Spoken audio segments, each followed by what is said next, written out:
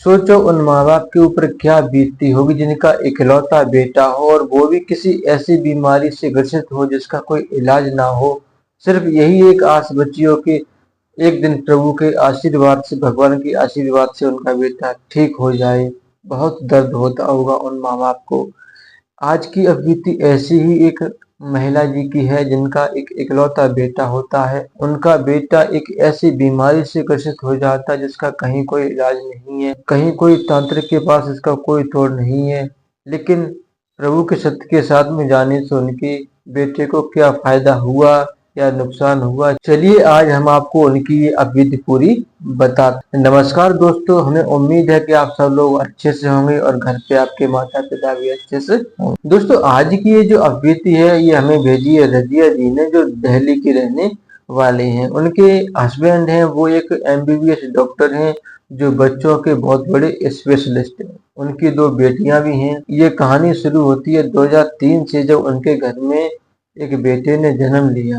दो बेटियों के बीच इकलौता इनका बेटा होता है 5 साल बाद। घर में काफी खुशियां मनाई जा रही थी और ये खुशियां बहुत अच्छे तरीके से मनाई गई। धीरे धीरे समय जब गुजरा तो बात है 2005 की। उनका जो बेटा है रजिया जी का अचानक से बीमार पड़ जाता है, यानी उसे बुखार हो जाता है। पहले हल्का बुखार था, फिर एकदम तेजी से बुखार हो जाता है। तो फिर वह अपने खुद पति के पास ले जाती हैं बेटे को और वहां दिखाती हैं।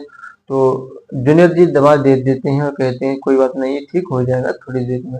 लेकिन वह ठीक तो नहीं हुआ, लेकिन धीरे धीरे उसका जो बुखार बहुत तेजी से बढ़ता गया।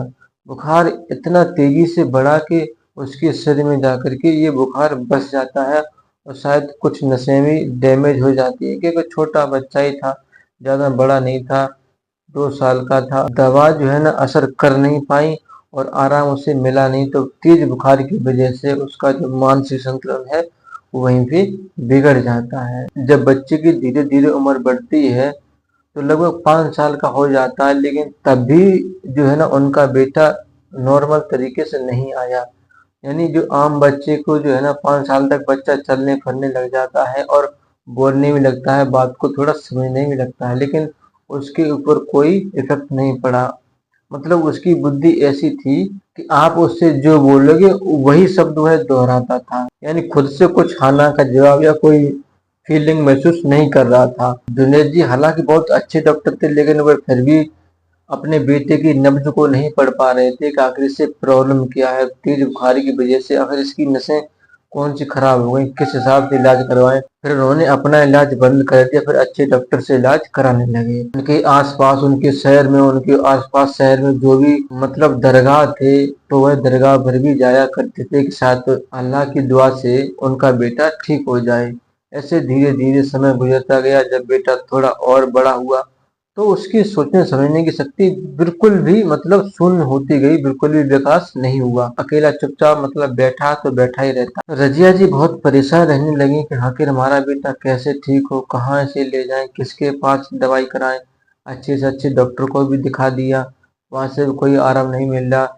लगभग 3 लाख रुपए भी खर्च हो गए, लेकिन फिर भी कोई मतलब आराम नहीं मिल पा रहा। उसका शरीर तो थोड़ा थोड़ा बढ़ने लगा, लेकिन जो मानसिक विकास था वो प्रोग्रेस नहीं कर रहा था, वह दिन पर दिन डाउन ही होता चला जा रहा था। अब जब उनका बेटा थोड़ा बड़ा होने लगा तो वह जो है ना रिश्तेदारी में कहीं पर भी अपने बेटे को नहीं ले जाती है। कहीं शादी वगैरह होती है, कोई फंक्शन होता है, वहां पर भी नहीं ले जाती है, क्योंकि अगर वहां ले जाती हैं तो जो और बच्चे होते हैं उसके साथ मजाक करते हैं, तो वह कोई मतलब रेस्पॉन्स नहीं कर पाता है, बस वह उनकी नकल ही करता है। तो बच्चे चुराने की वजह से लोग और समाज में उल्टा सीधा बोलते हैं कि देखो घर में डॉक्टर होते हुए नहीं ठीक कर पा रहे हैं। और लोग, कुछ लोग ऐसे भी हैं और सांत्वना भी देते हैं, लेकिन ज्यादातर लोग, आप जानते हो आज के समाज में क्या लोग बुरा ज्यादा सोचते हैं। तो इसलिए वह अपने बेटे को बड़ी देखभाल से करती हैं, और जो उनकी बेटियां थी घर वो भी बड़ी हो गई, घर का काम वो भी संभालने लगी। बेटे की सारी देख रेख जो है ना रजिया जी ही करती हैं। जब वह सवेरे उठता था तो उसके पिताजी जुनेद जी पहले उसे नहला धुला के खाना पीना खिला करके तब दुकान पे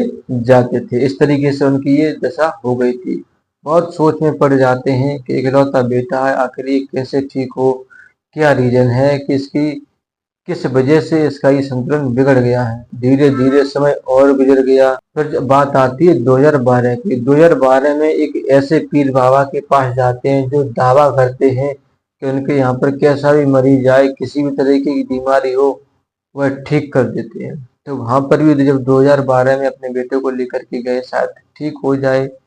हालांकि वह विश्वास नहीं करते थे किसी ढोंग पाखंड में, लेकिन फिर भी इकलौता बेटा, शायद ईश्वर की दुआ से, अल्लाह की दुआ से उनका बेटा ठीक हो जाए, तो वह भी वहां पर ले जाने लगे। वहां पर भी लगभग 1 साल तक दरगाह पर गए, और वहां पर जब कोई आराम नहीं मिला तो फिर वहां पर भी उन्होंने जाना छोड़ दिया, क्योंकि आराम नहीं मिला, बिल्कुल भी तनिक भी आराम नहीं मिला। तो लगभग 2015 तक ऐसा ही सिलसिला चलता रहा उनकी, लेकिन दवाई लगातार वह अपने बेटे की चलाते रहे, दवाई कभी बंद नहीं की। रजिया जी हैं, वह भी बेचारी इतनी परेशान रहती हैं हर वक्त कि कभी कभार खाना तक भूल जाती हैं खाने के लिए, कि उन्होंने खाना कब खाया था और कब खाएंगी, ध्यान नहीं रहता है। आप जानते हो कि जिस माँ का बेटा किसी तकलीफ में हो तो उस माँ के ऊपर क्या गुजरती है, वो तो माँ ही समझ सकती है।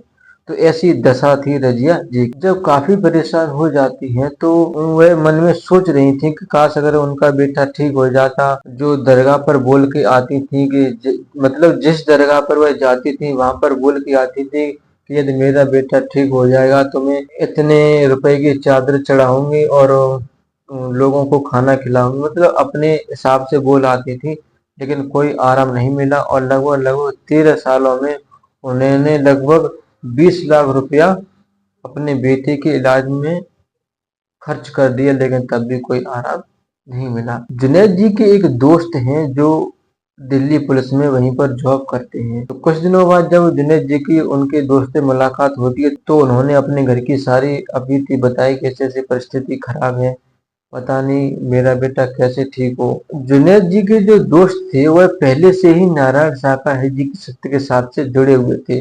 जब उन्होंने इनकी सारी अबीती कहानी सुनी तो उनको समझ में आ गया कि जरूर कुछ न कुछ ये ऐसा कर रहे हैं कि शायद इनके कर्मों की सजा इनके बेटों को मिल रही है। तो उन्होंने कहा कि देखो जुनैद जी, आप हो मुस्लिम और मैं हूँ हिंदू, तो मैं तो अपने प्रभु नारायण शाकाहारी जी को मानता हूँ। उन्होंने मेरे कुछ ऐसे कार्य किए, ऐसी मेरी मनोकामनाएं पूरी हो गई, तो मैं तो बस उन्हीं को भगवान मानता हूँ, उन्हीं को ब्रह्मांड का मालिक मानता हूँ और किसी को नहीं मानता हूँ, क्योंकि उन्होंने मेरी एक ऐसी मनोकामना पूरी कर दी जो शायद हमने कभी सोची भी नहीं थी। आप तो जानते हो कि हमारी पत्नी कितनी बीमार रहती थी पहले, लेकिन सत्य के साथ में जाने से 2 साल के अंदर उसकी सारी वो परेशानी दूर हो गई और एकदम आज स्वस्थ है, वो आप अच्छी तरीके से जानते होंगे। जब ये बात जुनैद जी ने सुनी तो जुनैद जी को भी थोड़ा एहसास होने लगा कि अगर ऐसी बात है, क्योंकि इनकी बीवी बहुत परेशान रहती थी, बहुत दिक्कत थी पहले, हर वक्त बीमार रहती थी, तो जब वह ठीक हो सकती हैं तो मेरा बेटा भी क्यों नहीं ठीक हो सकता है। तो फिर ये सारी बात जब जुनैद जी ने अपनी पत्नी को बताई, रजिया जी को, तो उन्होंने कहा ठीक है चलो वहां पर भी देख लेते हैं, क्योंकि रुपया तो काफी खर्च हो ही चुका है और सत्य के साथ में आप बता रहे हो रुपया भी कोई खर्च नहीं होता है, तो चलो वहां पर भी चल करके देख लेते हैं। तो फिर वह बेटे को अपने लेकर के दोनों लोग सत्य के साथ में पहुंच जाते हैं। प्रथम मंगलवार था, तो प्रभु की जब बाणी को सुना उन्होंने बड़े ध्यान पूर्वक सुना, और जो कुछ लोग बहुत दूर दूर से आए थे, अदर स्टेट से भी आए थे, जब उनकी अवधि सुनी तो रजिया जी को और जुनैद जी को ऐसा लगा कि हाँ शायद अब उनका बेटा ठीक हो सकता है। जब उन्होंने प्रभु की पूरी वाणी को सुना तो उनके समझ में एक बात जरूर आई कि वह जो है ना बचपन कि वह जो शुरुआत से घर में मीट वगैरह बनाते आए हैं, कहीं किसी जानवर की मीट खाई तो कभी किसी जानवर की मीट पका कर ही घर में खाते थे, तो उन्होंने वह बिल्कुल अब त्याग दी है। अब प्रभु की भक्ति में लीन हो गए और लगातार सत्य के साथ से जुड़ जाते हैं। जब भी कभी सत्य का साथ होता था तो वह कम से कम 3 मंगल लगातार जाते थे और प्रभु की वाणी को प्रेम से सुनते थे और प्रभु की एक एक वचन को वह मानने लगे थे। सभी लोग घर में मानने लगे थे। घर में जो पहले मीट वगैरह बनती थी वो भी बिल्कुल त्याग दी, बिल्कुल शुद्ध शाकाहारी हो जाते हैं। इस तरीके से वह लोग जो है ना प्रभु की भक्ति में लीन होते हैं। जुनैद जी जब भी कभी अपनी दुकान पर टाइम मिलता तो जाते थे, तो वह भी अब किसी से मतलब फीस नहीं लेते हैं, क्योंकि पहले फीस लेते थे तो फीस लेना उन्होंने बंद कर दी, और जो दवाई है तो दवाई थोड़ा मतलब अपना थोड़ा फायदा निकाल के दवाई को उतने रुपए में ही दे देते थे, ज्यादा फायदा नहीं लेते थे। इस तरीके से उनका स्वभाव हो गया और लगभग लगभग 3 साल तक वो लगातार सत्य के साथ में जाते रहे। 2018 में उन्होंने देखा कि उनके बेटे को थोड़ा अब फर्क आने लगा। जो पहले वह नकल करता था बोलने वालों की, अब जो है ना वह नकल नहीं करता है, कुछ बातें अब वह बोलने लगता है। तो सत्य के साथ में जब उनको ऐसा लगा कि अब इतना जब फायदा हुआ है उनके बेटे को, तो लगातार हमें ये जाना चाहिए, जरूर फायदा होगा। और तब से लेकर के अब तक वो सत्य के साथ में लगातार वो लोग जा रहे हैं। और जो उनका बेटा पहले बिल्कुल अस्वस्थ था, बिल्कुल समझ नहीं पा रहा था, एक ऐसी बीमारी हो गई थी लाइलाज, जहाँ कहीं डॉक्टर ने ठीक नहीं कर पाई थी, किसी तांत्रिक ने ठीक नहीं कर पाया, किसी पीर बाबा ने ठीक नहीं कर पाया, लेकिन सत्य के साथ में आने से उनका बेटा ठीक हो गया। तो उनको एहसास हो गया कि यही मेरे प्रभु हैं और यही मेरे सब कुछ हैं। आज से दुनिया में और कुछ नहीं है, ब्रह्मांड की यही मालिक हैं। जो उनका बेटा था 100% दिमाग से बिल्कुल शून्य था, आज लगभग लगभग 50% ठीक हो चुका है। बाकी का बच्चा 50% रहेंगे, जाते रहेंगे तो ठीक भी हो जाएगा। और जो है ना वह लगातार अपने बेटे की दवाई भी चला रहे हैं। तो दोस्तों ये थी रजिया जी के बेटे की अप्रीति। उम्मीद है हमें कि आपको ये अप्रीति जरूर पसंद आई होगी। यदि आपको ये कहानी पसंद आई हो तो प्लीज वीडियो को लाइक करें, और यदि चैनल पर पहली बार आए तो चैनल को सब्सक्राइब जरूर कर लें। ऐसी ही अप्रीति हम आपके लिए लाते रहेंगे।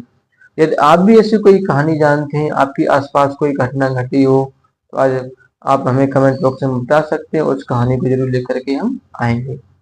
धन्यवाद।